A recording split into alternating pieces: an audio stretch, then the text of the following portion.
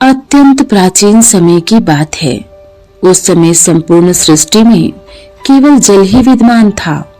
इस जल को क्षीर सागर कहते थे, जिसमें श्री हरि भगवान विष्णु शेषनाग की सैया पर सोए हुए थे। उनके कान के मैल से मधु और कैटभ नाम के दो महापराक्रमी दानव उत्पन्न हुए। दोनों राक्षस सोचने लगे कि हमारी उत्पत्ति का कारण क्या है। कैटभ ने कहा, भैया मधु, इस जल में हमारी सत्ता को बनाने वाली भगवती महाशक्ति ही है। उनमें अपार बल है। उन्होंने ही इस जल तत्व की रचना की है।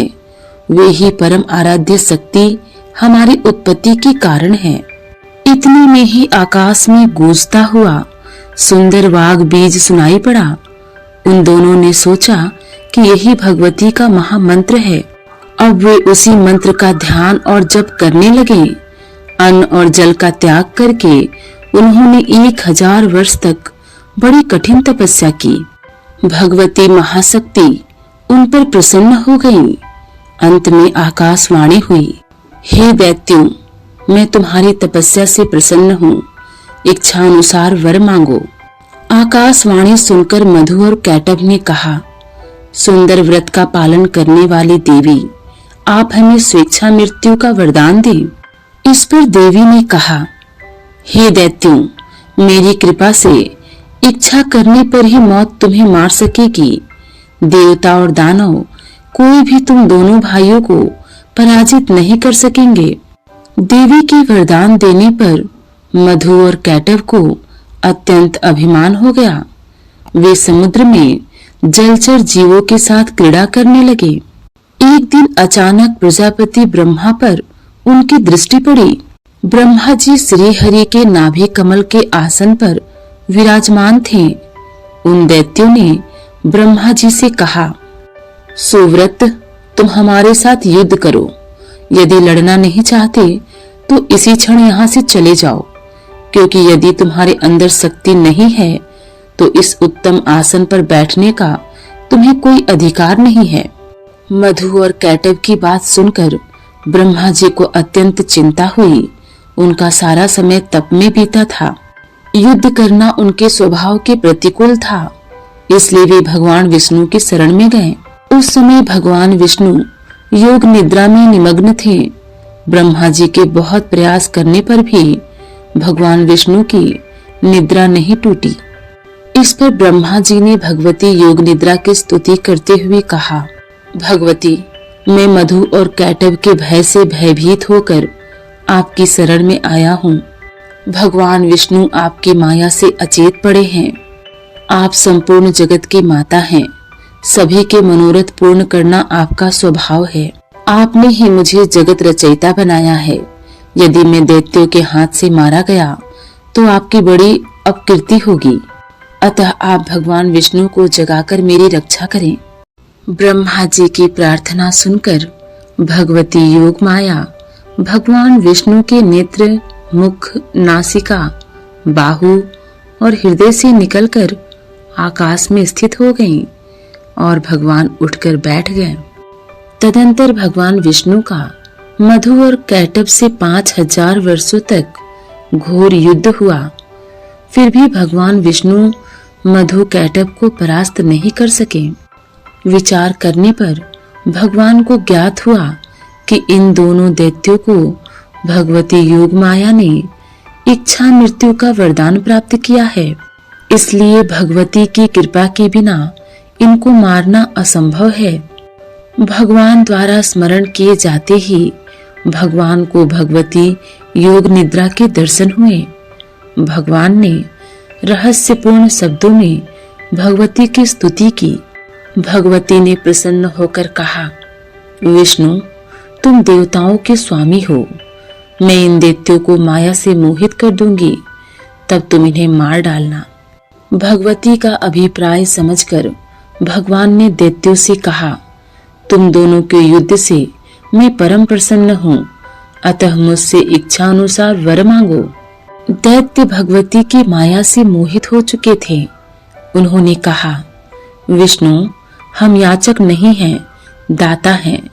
तुम्हें जो मांगना हो हमसे प्रार्थना करो, हम देने के लिए तैयार हैं। इस पर भगवान बोले, यदि देना ही चाहते हो तो मेरे हाथों से मृत्यु स्वीकार करो।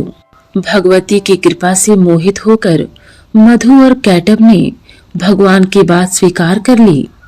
भगवान विष्णु ने दैत्यों के मस्तकों को अपनी जांघों पर रखकर सुदर्शन चक्र से काट डाला। इस प्रकार मधु और कैटब का अंत हुआ। अन्य पुराणों में आए विवरणों के अनुसार मधु कैटब की उत्पत्ति कल्पांत तक सोते हुए भगवान विष्णु के कानों के मैल अथवा पसीने या रजोगुण और तमोगुण से हुई थी। जब वे दोनों राक्षस ब्रह्मा जी को मारने दौड़े तो विष्णु ने उन राक्षसों का वध कर दिया।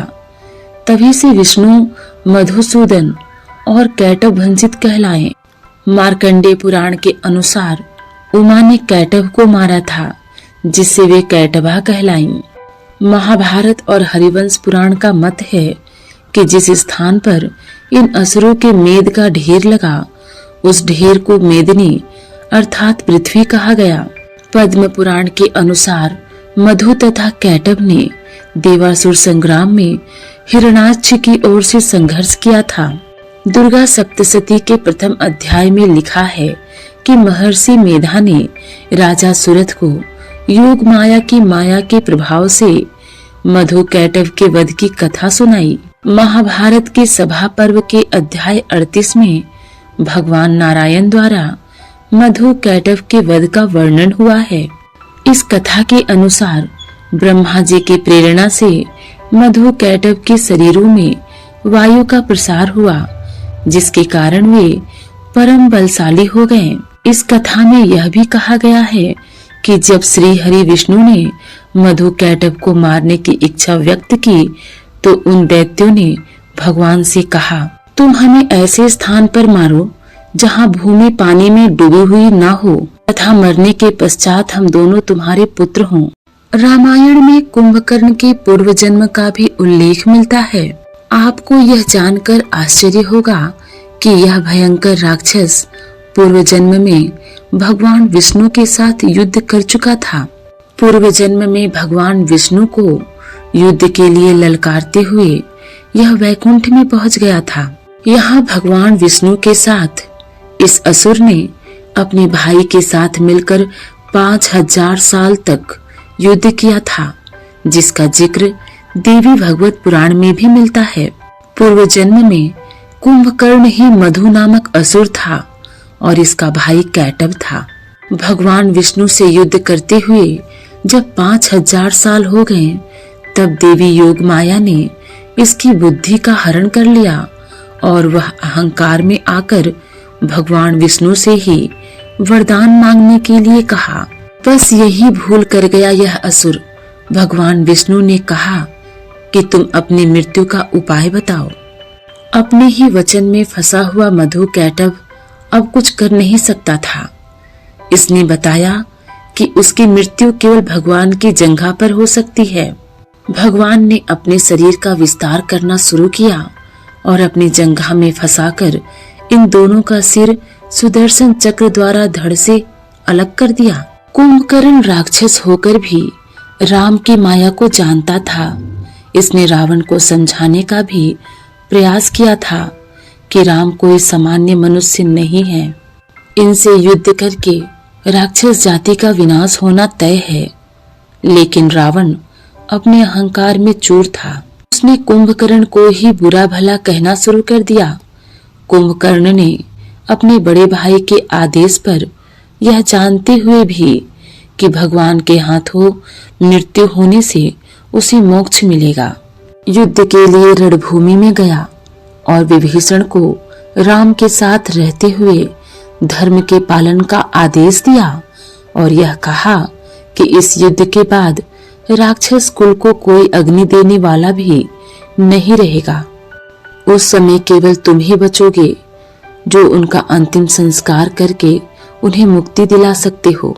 इस प्रकार यह आख्यान और भी अनेक ग्रंथों में थोड़े बहुत अंतर के साथ मिलता है। वस्तुतः मधु और कैटब पृथ्वी के निर्माण की प्राचीन भारतीय अवधारणा से जुड़े हुए हैं। जिसका आशय यह है कि यह पृथ्वी अच्छाई और बुराई दोनों से मिलकर बनी है।